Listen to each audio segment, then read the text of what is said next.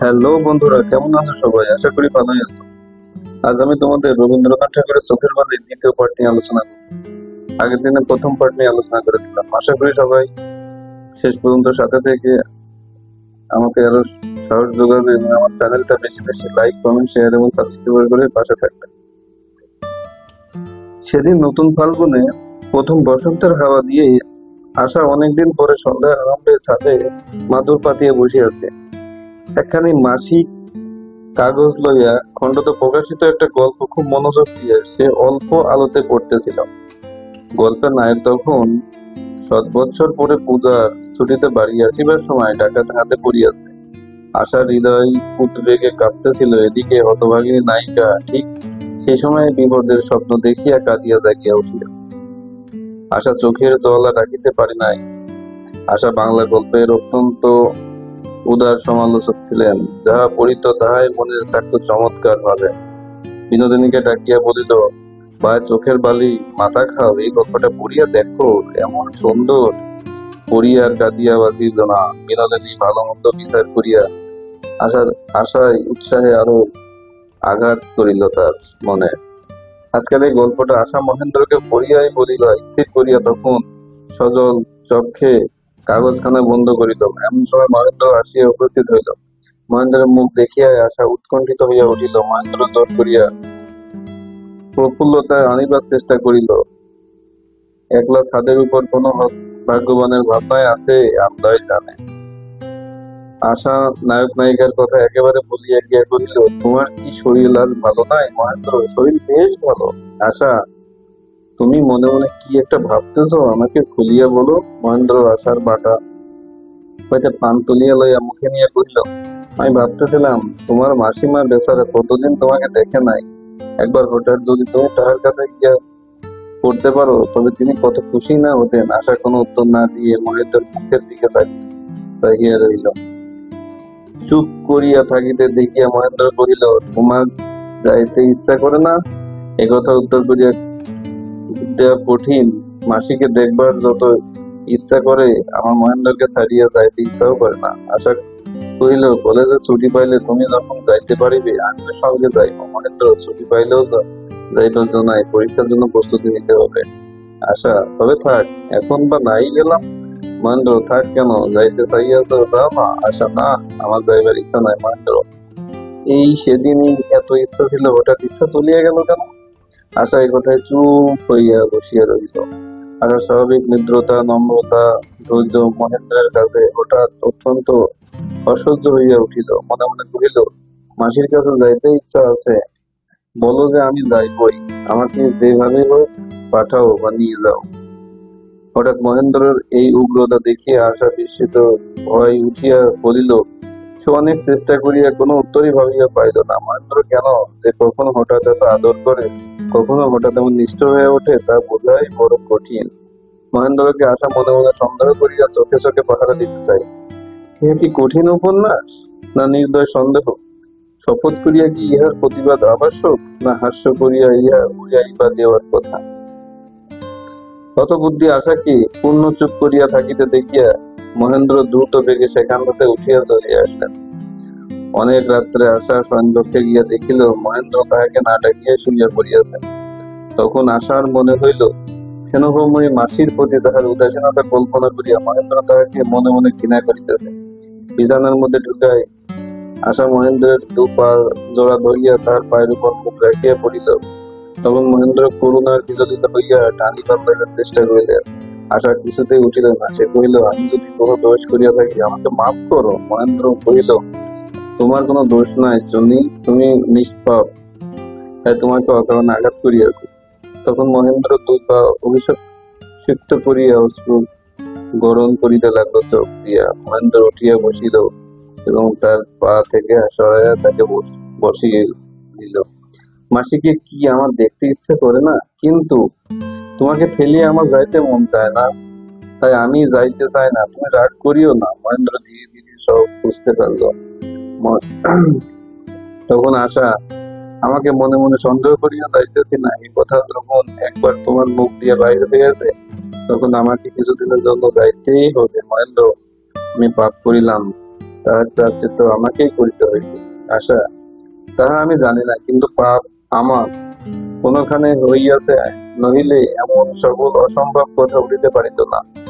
যেসব কথা আমি স্বপ্ন ভাবিতে পারি না, সে কথা শুনিতে হচ্ছে আমার। মহেন্দ্র, তার কারণে আমি যে কি মন্দ লোক তাহা তোমার স্বপ্নের অগোচরে। মহেন্দ্র হাসিয়া কহিল, আচ্ছা যাও, কিন্তু তোমার চোখের আড়ালে আমি যদি নষ্ট হইয়া যাই, তাহা হইলে কি হবে? আশা কহিল, তোমার আর এত ভয় দেখাইতে হইবে না, আমি কিনা ভাবিয়া অস্থির হইতেছি। মহেন্দ্র, কিন্তু ভাবা উচিত, তোমার এমন স্বামীটিকে যদি অসাধারণ ব্যবহারে দাও, তবে এরপরে কাহাকে দোষ দিবে? আশা, তোমাকে দোষ দিব না, সেজন্য তুমি ভাবিও না। মহেন্দ্র তখন নিজেদের স্বীকার করিবে। আশা, 100 বার স্বীকার করিবে। মহেন্দ্র, আচ্ছা তাহলে আমাকে সব ঠিকঠাক করে দাও। কিছুক্ষণ পর হঠাৎ পুনরায় ফিরিয়া কহিল, শুনি, কাজ নাই, তুমি নাই বা গেলে? আশা কইতে হইতে কহিল, আবার বারণ করিতেছ কেন? আমি না যেতেই ছিলাম, এবার একবার না গেলে তোমার সেই ভর্ৎসনাটা আমার গায়ে লাগিয়া থাকিবে। আমাকে 2-4 দিনের জন্য হয়তো পাঠিয়ে দাও। মহেন্দ্র কহিল, আচ্ছা, বলিয়া আবার পাশ ফিরিয়া শুইল। কাশী যাইবার আগের দিন আশা বিনোদিনীর গলা জড়াইয়া কহিল, ভাই বালি, আমার কাছে একটা কথা বলো। বিনোদিনী আশার গাল টিপিয়া ধরিয়া কহিল, কি কথা ভাই? তোমার অনুরোধ আমি রাখিব না। আশা, কি জানে ভাই, আজকাল তুমি কি রকম হইয়া গেছ। কোনো মতে যেন আমার স্বামীর কাছে বাহির হইতে চাও না। বিনোদিনী, কেন চাই না কেন তুমি জানো না ভাই? সেদিন বিহারী বাবুকে মহেন্দ্র বাবু যে কথা বলিল, সে কথা তুমি নিজের কানে শোনো নাই? এ কথা যখন উঠিল তখন আর বাহির হইয়া উচিত, তুমি বলো না ভাই। বিনোদিনী, আচ্ছা ভাই, বলিব। বিনোদিনী চুপ করিয়া রহিল। আশা বিনোদিনীর হাত চাপিয়া ধরিয়া কহিল, মাথা মাথা খা ভাই, বলি, এই কথাটা আমাকে দিতেই হবে। বিনোদিনী কহিল, আচ্ছা। এদিকে চন্দ্র অস্ত যায়, একদিকে সূর্য ওঠে, আশা চলিয়া যায়, কিন্তু মহেন্দ্র ভাগ্যে এখনো বিনোদিনীর দেখা নাই। মহেন্দ্র ঘুরিয়া বেরিয়া বেরিয়া থাকে, এখানে মাঝে মাঝে শ্রোতা করিয়া সময় অসময়ে তাহার মার ঘরে আসিয়া উপস্থিত হয়। বিনোদিনী কেবলই ফাঁকি দিয়া পালায়, ধরা যায় না। রাজলক্ষ্মী মহেন্দ্র এরূপ অত্যন্ত শূন্যভাব দেখিয়া ভাবিল, বউ গিয়াছে, তাই এই বাড়িতে মহিনের কিছুই আর ভালো লাগিতেছে না। আজকাল মহিন্দ্রের সুখ দুঃখের পক্ষে মা যে বউয়ের তুলনায় একান্ত অনাবশ্যক হইয়া পড়িয়াছে, তাহা মনে করিয়া আমরা সবাই বেগবা। বিনোদিনীকে ডাকিয়া বলিলেন, সেই ইনফ্লুয়েঞ্জার পর হইতে আমার হাঁপানির মতো হইয়াছে। আমি তো আজকাল সিঁড়ি ভাঙিয়া ঘন ঘন উপরে যাইতে পারি না। তোমাকে বাছা নিজে থাকিয়া মহিনের খাওয়া দাওয়া সমস্ত দেখিতে হইবে। বিনোদিনী একটুখানি মুখ বাঁকাইয়া বিছনার চাদর খুঁজিতে লাগিল। রাজলক্ষ্মী কহিলেন, কি বউ, কি ভাবতেছ? ইহাতে ভাবিবার কথা কিছু নাই, যে যাহা বলে বলুক, তুমি আমাদের পর নাও। বিনোদিনী কহিল, কাজ নাই মা। রাজলক্ষ্মী কহিলেন, আচ্ছা, কবে কাজ নাই দেখি, আমি নিজে না পারি তাই করিব। বলিয়া তখন তিনি মহেন্দ্রের তেতলার ঘর ঠিক করিবার জন্য উদ্যত হইলেন। বিনোদিনী ব্যস্ত হইয়া কহিলেন, তোমার অসুখ শরীর, তুমি যাইও না, আমি যাইতেছি। আমাকে মাফ করো পিসিমা, তুমি যেমন আদেশ করিবে আমি তাহাই করিব। আজ মহেন্দ্র কলেজ হইতে ফিরিয়া আসিয়া আপনার শয়নঘর দেখিয়া আশ্চর্য হইয়া গেল। দ্বার খুলিয়া দেখিল, চন্দন গুঁড়া ও ধুনার গন্ধে ঘর আলোকিত। মশারিতে গোলাপি রেশমের গন্ধ, নিচেই বিছনায় শুভ্র ঘ্রাণ। বিনোদিনী হাসিয়া বলিল, আমার চিত্তাসজ্জার জন্য মরণ ছাড়া তো সোহাগের লোক আমার আর কেহই নাই।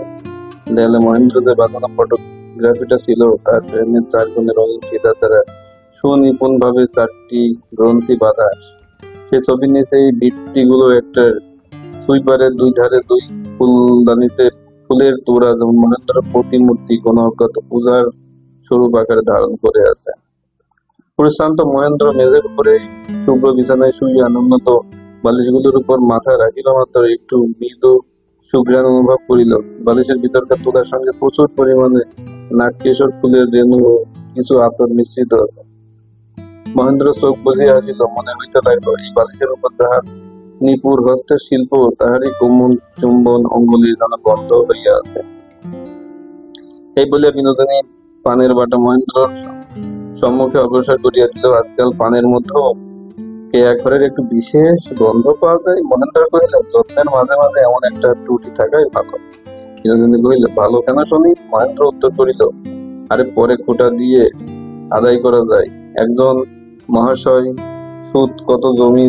মহেন্দ্র কহিল, খাবার সময় হাজির ছিল না, এখন খাবার পরে হাজির হইয়া কি বাকিটা খেতে চাও? বিনোদিনী হাসিয়া কহিল, তোমার হিসাব যেরকমই করা পাক্কা, তোমার হাতে এরকম পড়িয়া আর উদ্যত হইবার দরকার নাই।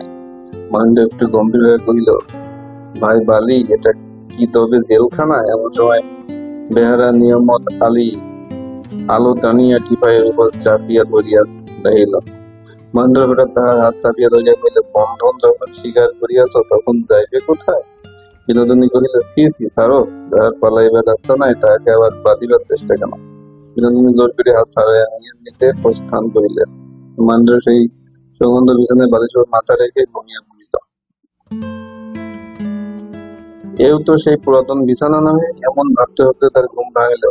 চার পাঁচখানা তোষকের সাহায্যগণ পূর্বের চেয়ে অনেক নরম, আবার একটি গন্ধ যে গুরুতর সেটাও সে ঠিকই টের পাচ্ছে। রাত্রি 9টার সময় রুদ্ধদ্বারে ঘা পড়িল। বিনোদিনী বাহির হইতে কহিল, ঠাকুরপো, তোমার খাবার আসিয়াছে, দুয়ার খোলো।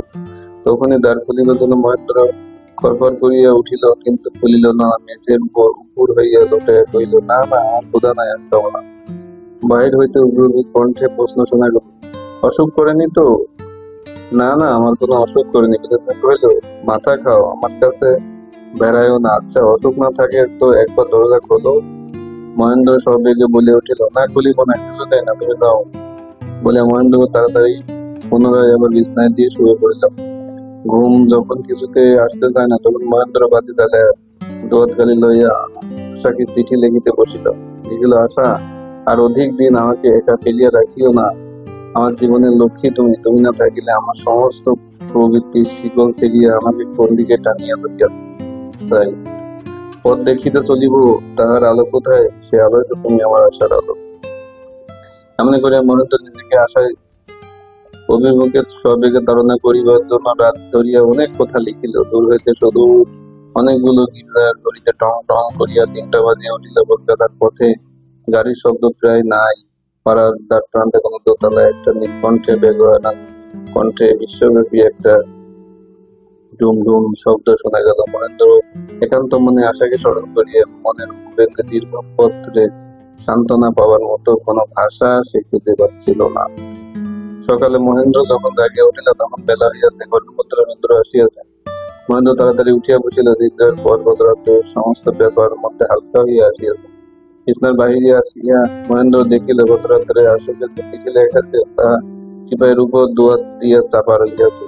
সে পুনরায় পড়িল। মহেন্দ্র ভাবিল আর হাসিল, তুমি আর কত দেরি করিবে? তোমার জেঠামশাইয়ের যদি দীর্ঘ ফিরিবার কথা না থাকে তবে আমাকে লিখিও, আমি নিজে গিয়ে তোমাকে লইয়া আসবো। এখানে একলা আমার ভালো লাগতেছে না। মহেন্দ্র চলিয়া যাওয়ার কিছু পরে আশা তখন কাশিতে আসিল। তখন অন্নপূর্ণার মনে বড়ই আশঙ্কা জন্মাইল। আশাকে তিনি নানা প্রকারের নানা রকম জিজ্ঞাসা করিতে লাগিল। হ্যাঁ রে চুন্নি, তুই যে তোর সে চোখের বালির কথা বলিতেছিলি, তোর মতে তার মতন এমন গুণবতী মেয়ে আর জগতে নাই? সত্যি মাসি, আমি বাড়ায় বলিতেছি না। তার যেমন বুদ্ধি তেমন রূপ, কাজকর্মে তার তেমনই হাত। তোর সখী, তুই তো তাহাকে সর্বগুণে গুণান্বিত করলি। বাড়ির আর সকলে তাহাকে কি বলে শুনি? মার মুখে তো প্রশংসা ধরে না। চোখের বালি দেশে যাইবার কথা বলতেই তিনি অস্থির হইয়া ওঠেন। এমন সেবা করিতে কি জানে না? মহেন্দ্রের মতো কি তাকে কি জানোই মাসি? অত্যন্ত লোকের ঘরের লোকের ছাড়া আর কাউকে সে পছন্দই করে না। আমার বালিকে সকলেই ভালোবাসে, কিন্তু তার সঙ্গে তার আজ পর্যন্ত কোনো ভালো বনে নাই। কি রকম বনে নাই? আশা তাহার কোনো উত্তর না করিয়া চোখ নিচু করিয়া হাসিল। অন্নপূর্ণা জিজ্ঞাসা করলেন, জন্যে বিহারে কি খবর বলো দেখি, সে কি বিবাহ করিবে না? মুহূর্তের মধ্যে আশার মুখ গম্ভীর হইয়া গেল। সে কি উত্তর দিয়ে ভাবিয়া পাইল না। আশার নিরুপন্ন মুখ সত্যি চুন্নির খুব খারাপ লাগতেছিল দেখে। বিহারী এই চিরপুত্রহীনের অমূল স্নেহ সিংহলের পুত্রের মানুষ আদর্শরূপে বিরাজ করিত। বিহারীকে তিনি সংসারে প্রতিষ্ঠিত দেখিয়া আসিতে পারে নাই। এই দুঃখ প্রবাসে আসিয়া প্রতিদিন তাহার মনে জাগ্রত হইত। আশা কহিল, সে আমি বলিতে পারিব না বলিয়া ঘর হইতে উঠিয়া গেল। অন্নপূর্ণা চুপ করিয়া বসিয়া ভাবিতে লাগিলেন, অমর সোনার ছেলে বিহারী এরই মধ্যে তাহার কি এত বদল হইয়াছে যে চুন্নি আজ তাহার নাম শুনিয়া উঠিয়া যায়। অদৃষ্টের খেলা, কেন তাহার সহিত চুন্নির বিবাহের কথা হইল? কেনই বা মহেন্দ্র তাহার হাতের কাছ থেকে চুন্নিকে কাড়িয়া লইল? সন্ধ্যার সময় যখন অন্নপূর্ণা আহ্নিকে বসিয়া, তখন একটা গাড়ি আসিয়া দরজায় থামিল এবং সহিস বাড়ির লোককে ডাকিয়া রুদ্রদ্বার ঝাড়িতে অন্নপূর্ণা পূজাগৃহে বসিয়া উঠিলেন। ওই যে, আমি একেবারে ভুলিয়া গেছিলাম, আজ কুশর শাশুড়ি ও তার দুই বন্ধুর এলাহাবাদ হইতে আসিবার কথা ছিল। ওই বুঝি তাহারা আসিল। শুনি, তুই একবার আলোটা লইয়া দরজা খুলিয়া দে। আশা লণ্ঠন হাতে দরজা খুলিয়া দিল এবং বিহারী উঠিয়া বলিল, ও কি বোঠা, তবে কি শুনিলাম তুমি কাশী আসিবে না? অন্নপূর্ণা পূজা আসন হইতে চমকিয়া উঠিয়া কহিলেন, কাকাকে? চুনি কাহাকে? আশা কহিলেন, বিহারী ঠাকুরপো এখানেও আসিয়াছে বলিয়া সে পাশের ঘরে গিয়া দ্বার রোধ করিল। অন্নপূর্ণা আলো আনেই নাই। অন্ধকারে তিনি বিহারীর মুখের ভাব দেখিতে পাইলেন না, বিহারী তাকে দেখিতে পাইল না। অন্নপূর্ণা কহিলেন, বিহারী, হায়! সেই চিরদিনের স্নেহ সুখস্বরে কণ্ঠ তোমার এখনো। সে কণ্ঠের মধ্যে কত জাদু, কত মায়া। বিহারীর অপর শরীর আস্তব মস্তিষ্ক বিদ্যুতের আঘাতে চকিত হইয়া উঠিল। কহিল, কাকিমা, আর নয়, আর একটা কথাও বলিও না, আমি চলিলাম। বলিয়া সে রওনা দিল। সে রাত্রে আশা মহেন্দ্রকে চিঠি লিখিল, বিহারী ঠাকুরপো হঠাৎ আজ সন্ধ্যাবেলা এখানে আসিয়াছিল। জেঠামশাই, তুমি কলকাতায় ফিরিবেন ঠিক নাই, তুমি শীঘ্র আসিয়া আমাকে এখান হতে লইয়া যাও। সেদিন রাত্রি জাগরণ প্রবল আবেগের পরে সকালবেলা মহেন্দ্রের শরীর মনে একটা অবসাদ উপস্থিত হইল। তখন ফাল্গুনের মাঝামাঝিতে গরম পড়তে আরম্ভ করিয়াছিল। মহেন্দ্র নদীকে সকালে তাহার শয়নগৃহে কোণে টেবিলে বই লইয়া বসিল। আজ নিচের বিছানায় তাকিয়া হেলান দিয়া পড়িল। বেলা হইয়া যায়, স্নানের যাওয়ার কোনো খবর নাই। প্রতিবেশী নূতন বাড়ি তৈরি হইয়াছে, মিস্ত্রি কন্যারা তাহারই ছাদ পিটাইবার তালে তালে গান ধরিয়াছে। ঠাকুরপো, তোমার কাজ কি হলো? স্নান করতে হবে না, এদিকে খাবার যে প্রস্তুত। এই বলিয়া বিনোদিনীর কাছে আসিয়া মহেন্দ্রকে কপালে হাত দিল। মহেন্দ্র অর্ধেক চোখ বুজিয়া জড়িত কণ্ঠে বলিল, আর শরীরটা তেমন ভালো নেই, আজ আর স্নান করতে যাব না। স্নান না করলে দুটিখানি খাইয়া লও দেখি। বলিয়া পিড়াপিড়ি করিয়া সে মহেন্দ্রকে প্রদত্ত স্থানে লইয়া গেল এবং উৎকণ্ঠিত যত্নের সহিত অনুরোধ করিয়া বলিল, কে নাও। আহারের পরে মহেন্দ্র পুনরায় নিজের বিছানায় আসিয়া শুইলে বিনোদিনী শরীরে বসিয়া ধীরে ধীরে তাহার মাথা টিপিয়া দিতে লাগলেন। মহেন্দ্র বলিল, ভাই বালি, এখনো তো তোমার খাওয়া হয় না, তুমি খাইতে যাও। বিনোদিনী কিছুতেই গেল না। সে মহেন্দ্রকে সেবা করতে থাকিল। বিনোদিনী কহিল, ব্যস্ত হইও না, আমি তোমার কাপড় আনিয়া দিই। বলিয়া মহেন্দ্র কলেজের কাপড় বাহির করিয়া আনিল। মহেন্দ্র তাড়াতাড়ি কলেজে চলিয়া গেল, কিন্তু সেখানে কিছুতেই স্থির থাকিতে পারিল না। পড়াশোনায় মন দিতে অনেকক্ষণ চেষ্টা বৃথা গেল।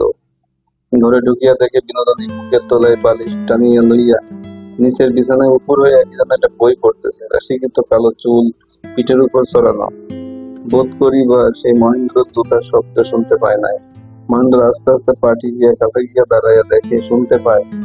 পড়িতে পড়িতে বিনোদিনী একটা গভীর দীর্ঘ নিঃশ্বাস ফেলিল। মহেন্দ্র কহিল, ওগো করুণাময়ী, কাল্পনিক লোকের জন্য হৃদয়ের বাজে খরচ করিও না।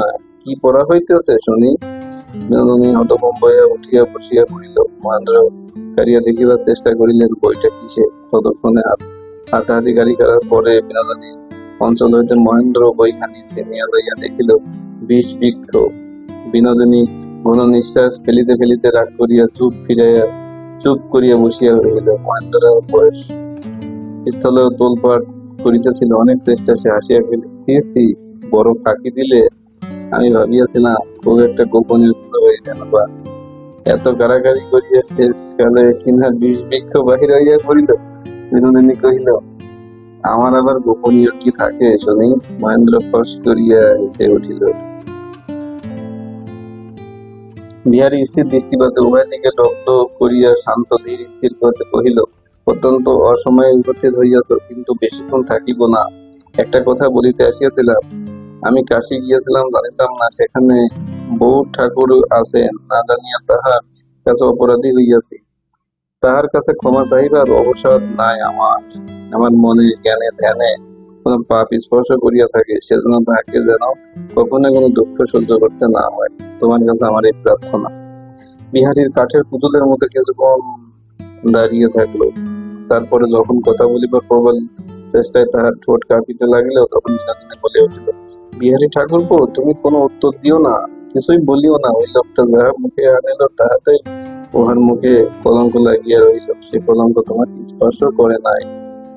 বিনোদিনী তাহার পশ্চাতে গিয়া কহিল, বিহারী ঠাকুরপো, আমাকে কি তোমার কোনো কথা বলিবার নাই? যদি তিরস্কারের কিছু থাকে তবে তিরস্কার করো। বিহারী তখন কোনো উত্তর না দিয়ে আবার চুপচাপ বসে থাকিল। মহেন্দ্র প্লিজ, ওই যে অনেকটা কাটিয়াছ বলিয়া তৎক্ষণাৎ নিজের পাতলা জামা খানিকটা টানিয়া ছিঁড়িয়া ব্যান্ডেজ লাগিয়া দিল।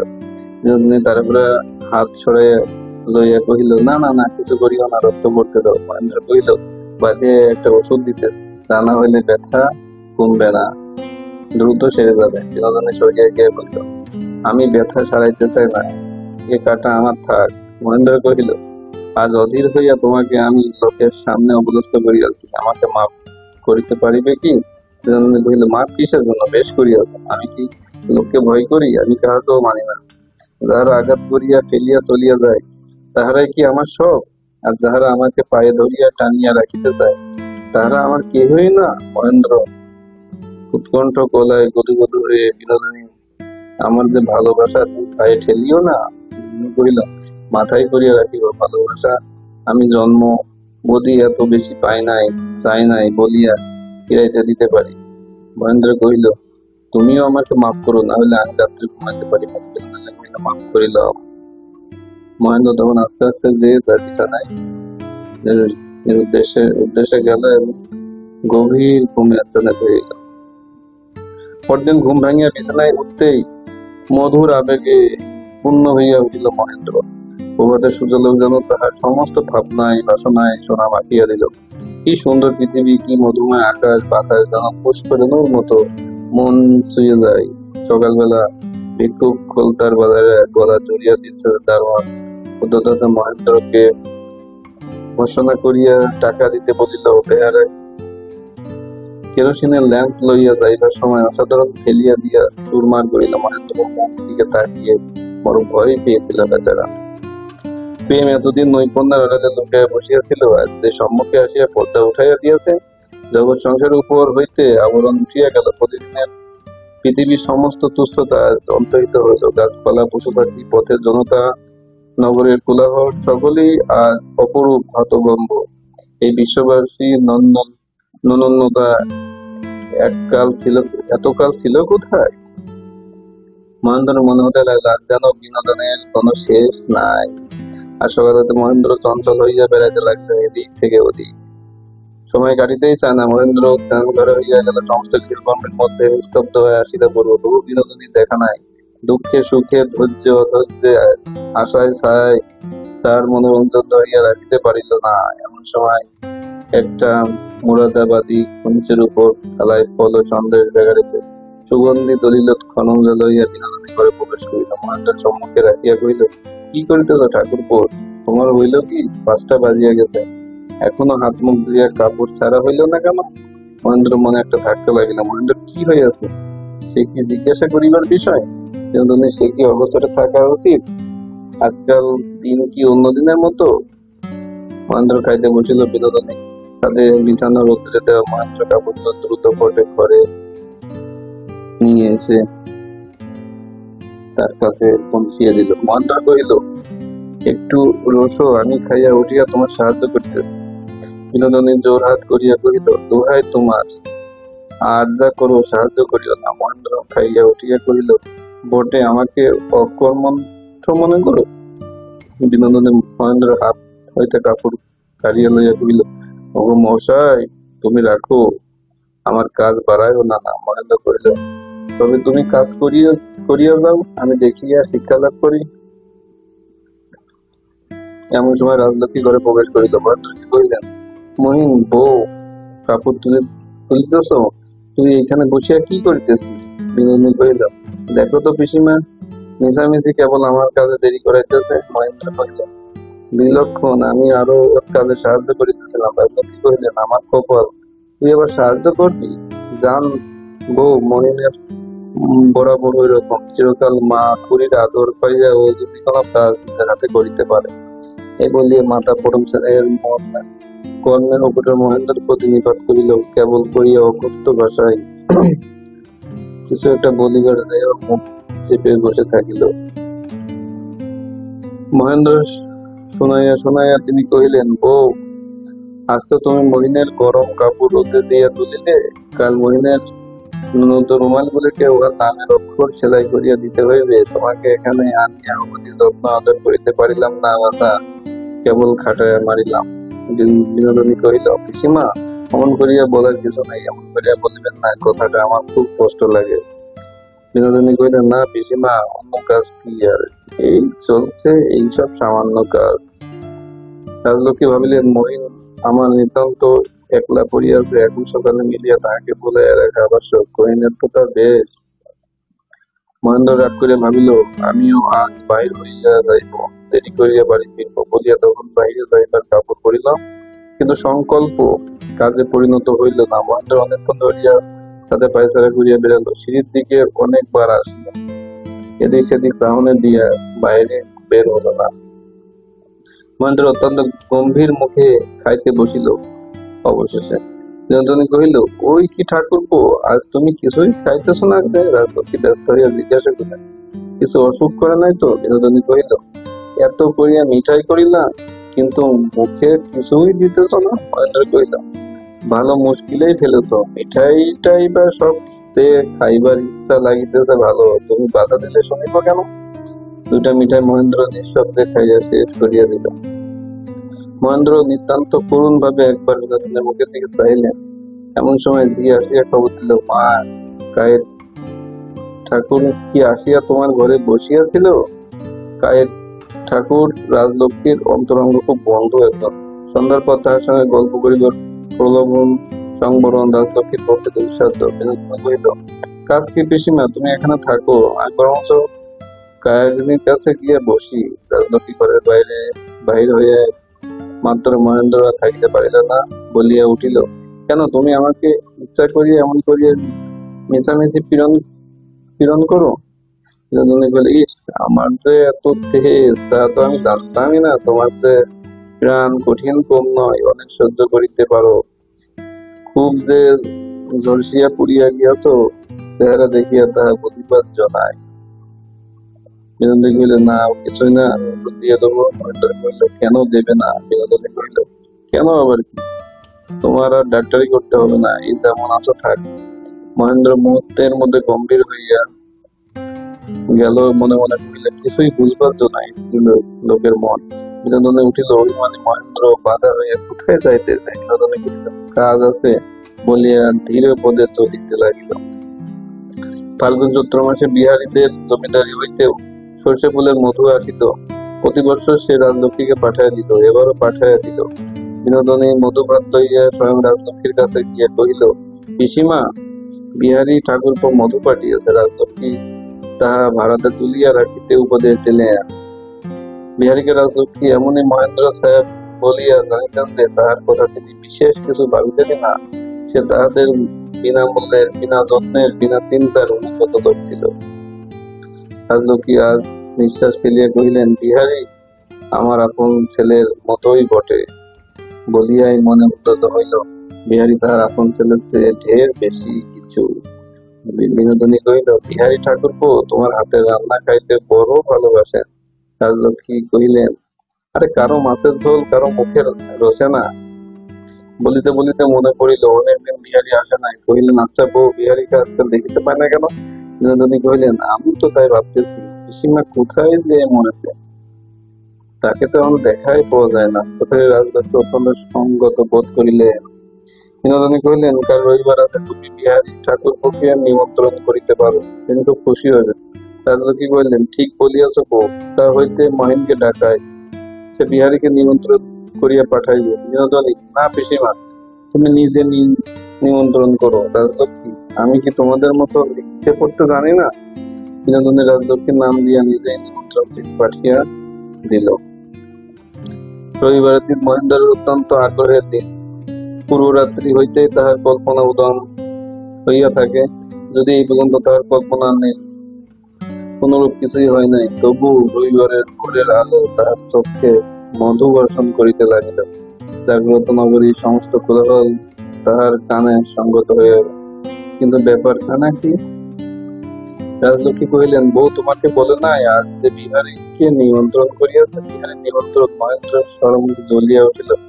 তৎক্ষণাৎ কহিল, কিন্তু মা, আমি তো থাকিতে পারিব না। রাজলক্ষ্মী, কেন বাবা?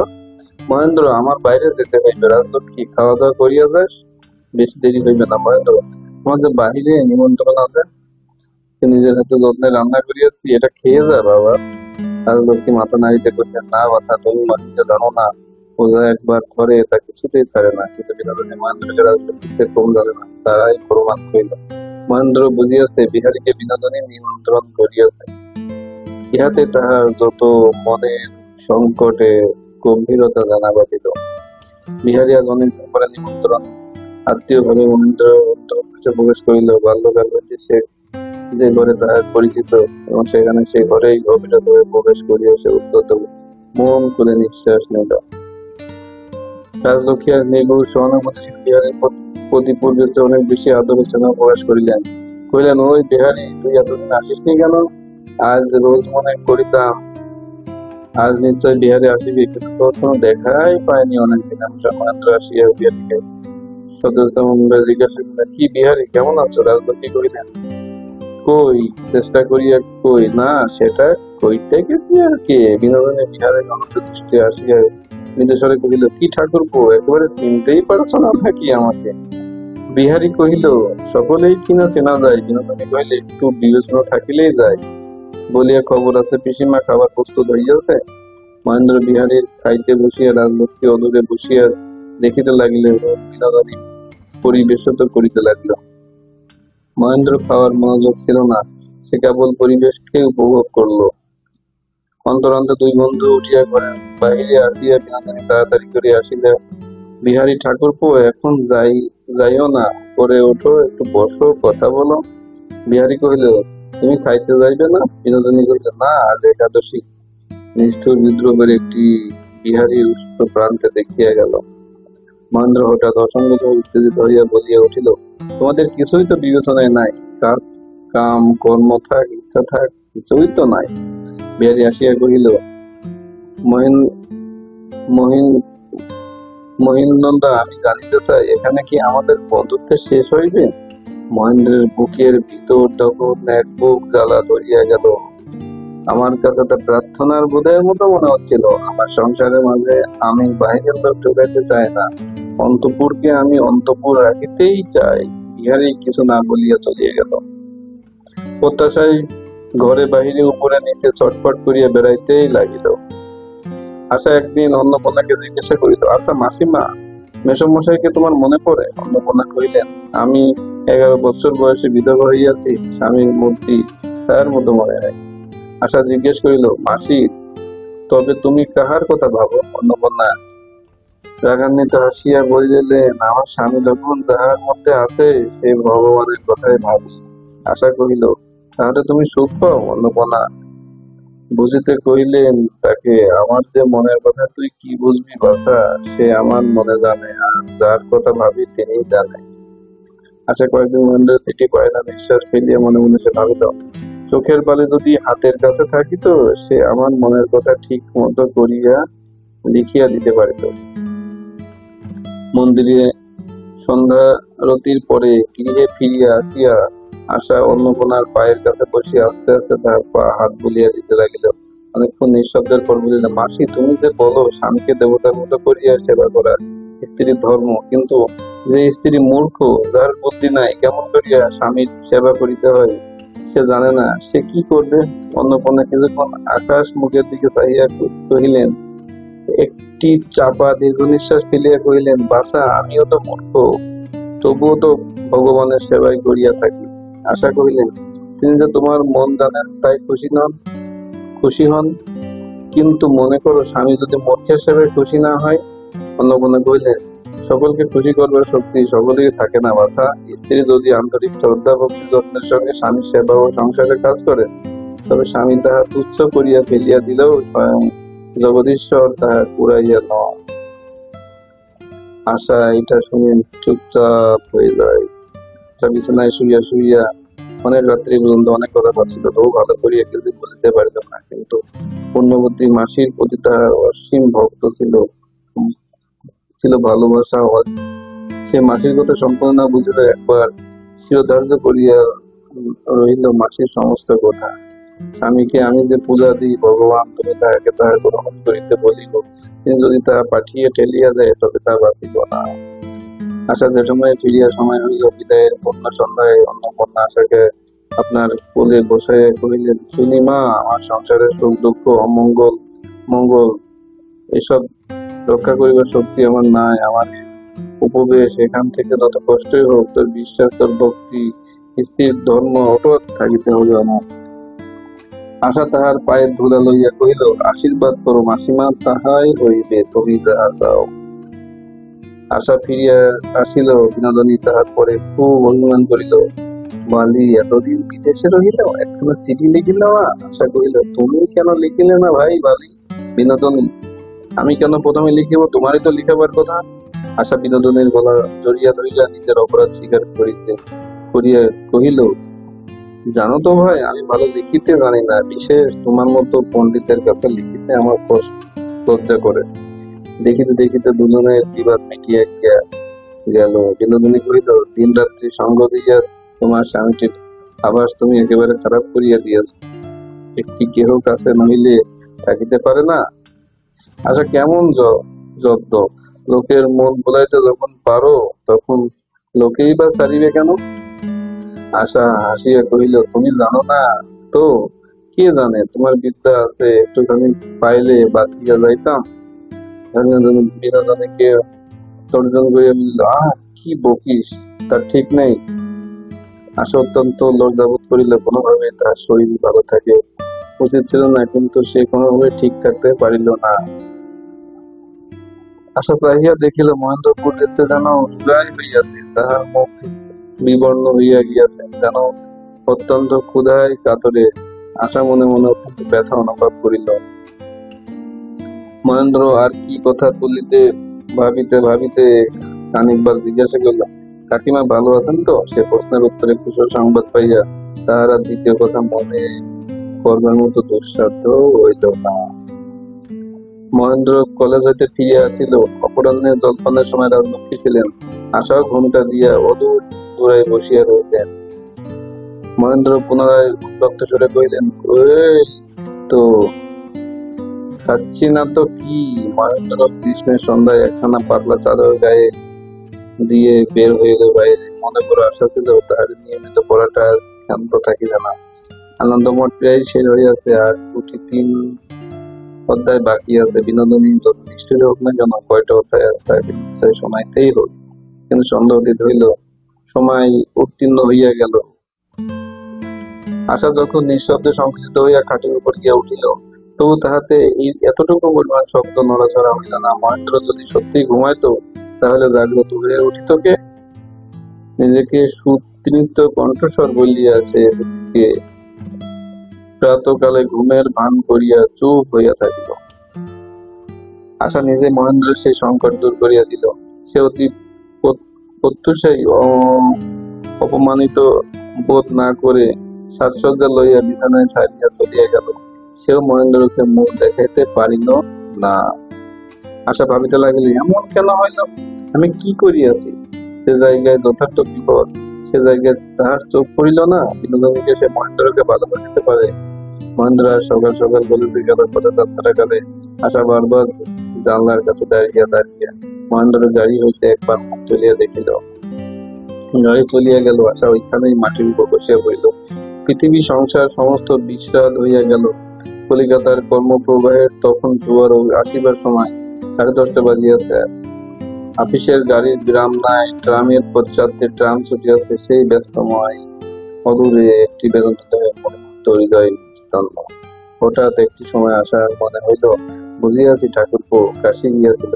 সে সেই খবর পাইয়া তিনি রাগ করিয়াছেন। ভবিষ্যতে ভবিষ্যতের কথা ভাবতে ভাবতেই যেন মুহূর্তের মধ্যে সব হৃদয় স্পন্দন হইয়া উঠিল। মহেন্দ্র গাড়ি হইতে চকিতের মতো যেই সে আশার ম্লান করুণ মুখ দেখিয়া লাগিল, তার সমস্ত দিন যেন বুঝিতে পারিল না। কলেজের লেকচারের মধ্যে শ্রেণীবদ্ধ ছাত্র মণ্ডলীর মধ্যে সেই বার্তায়ন আশার সেই অম্লান কণ্ঠ ভেসে উঠিল। ব্যথিত কণ্ঠে তিনি বলিতে বাধ্য হইলেন। মহেন্দ্র তখন মনকে সেই বলিয়া বুঝাইল যে আশার প্রতি এখনো তাহার যে ভালোবাসা আছে তাহা অল্প স্ত্রীর ভাগ্যে জোটে। সেই স্নেহ সেই ভালোবাসা পাইলে আশা কেন না সন্তুষ্ট থাকিবে। বিনোদিনী এবং আশা উভয়কে স্থান দেবার মতো প্রশস্ত হৃদয় মহেন্দ্র আছে। বিনোদিনীর সহিত মহেন্দ্রের যে পবিত্র প্রেমের সম্বন্ধ, তাহাতে দাম্পত্য নীতির কোন ব্যাঘাত ঘটবে না। ঘটতে যখন একটা বাজিল তখন মহেন্দ্র আর থাকিতে পারিল না, মশারি খুলিয়া বাহিরে বের হইল। ছাদে আসিয়া দেখিল গ্রীষ্মের জ্যোৎস্না রাত্রি বড়ই রমণীয় হইয়াছে। কলকাতার প্রচণ্ড নিঃশব্দতা। মহেন্দ্রের বহুদিনের রুদ্র আকাঙ্ক্ষা আপনাকে আর ধরিয়া রাখিতে পারিল না। আশা ফিরিতে ফিরিতে বিনোদিনী তাহাকে দেখে লইয়া মুষ্টিবদ্ধ ভাবে তাকিয়া রইল। মহেন্দ্র সিঁড়ি দিয়া নামিয়া গেল। বিনোদিনীর ঘরের সম্মুখের বারান্দায় আসিয়া দেখিল ঘর বন্ধ হয় নাই। ঘরে প্রবেশ করিয়া দেখিল বিছানা তৈরি হইয়াছে, কেহ শুয়ে নাই। ঘরের মধ্যে পদশব্দ শুনিতে পাইয়াছে। ঘরের দক্ষিণ দিকের খোলা বারান্দা হইতে বিনোদিনী জিজ্ঞাসা করে উঠিল, কে ও? মহেন্দ্র অতিভূত কণ্ঠে উত্তর করিতে লাগিল, বিনোদ, আমি। বলিয়া সে একবার বারান্দায় আসিয়া উপস্থিত হইল। গ্রীষ্মকালীন রাত্রে বারান্দায় মাদুর পাতিয়া বিনোদিনীর সঙ্গে রাজলক্ষ্মী শুইয়াছিলেন। তিনি বলিয়া উঠিলেন, মহিন, এত রাত্রে তুই এখানে যে? বিনোদিনী তাহার ঘন কৃষ্ণ ভ্রুযুগল নিচে হইতে মহেন্দ্রের প্রতি বজ্র কণ্ঠে নিক্ষেপ করিয়া বলিল, মহেন্দ্র কোনো উত্তর না দিয়া দ্রুত পদে সেখান থেকে চলিয়া গেল।